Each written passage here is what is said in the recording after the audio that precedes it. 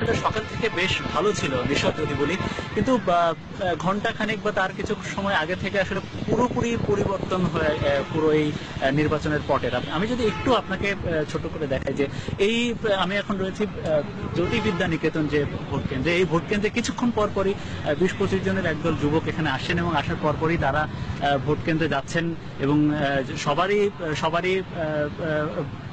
সবারই গলায় আসলে নৌকা প্রতীকের এজেন্ট, তারা এইরকম চিহ্ন নিয়ে তারা বেড়াচ্ছেন।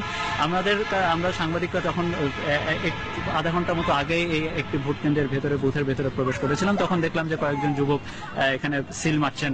আপনি দেখতে পাচ্ছেন এরকম যুবক, যদিও কিন্তু ভোট কেন্দ্রের মধ্যে এরকম কারোর প্রবেশ পুরোপুরি নিষিদ্ধ, ভোটার ছাড়া। তো যে কারণে একটু আগে আমরা জানতে পেরেছি এই ধামরাই পৌরসভার স্বতন্ত্র একজন প্রার্থী নারকেলগাছ প্রতীক নিয়ে আব্দুস সাত্তার, তিনি নির্বাচন সুষ্ঠু হচ্ছে না এই দাবিতে, এই প্রতিবাদে তিনি নির্বাচন থেকে সরে দাঁড়িয়েছেন। এবং আমরা সকাল থেকে ধামরাইয়ের প্রতিটি ভোট কেন্দ্রের খবর পেয়েছি যে নির্বাচনে ধানের শীষ প্রতীক নিয়ে যিনি লড়ছেন তার কোনো পোলিং এজেন্টকে আসলে ভেতরে ঢুকতে যাচ্ছে না। আমরা যেমনটি জ্যোতির্বিদ্যা নিকেতনে দেখেছি, এবং কিছু অনিয়মের কথা বলে নারকেলগাছ প্রতীকের পোলিং এজেন্ট এখান থেকে একটু আগে তারা বের হয়ে গিয়েছেন। এবং ধামরাই সহ সাভারের এবং ধামরাই পৌরসভার এই ঠিক পাশেই ধামরাই সরকারি কলেজ রয়েছে এবং তার ঠিক পাশে তালতলা কিন্ডারগার্টেন একটি ভোট কেন্দ্র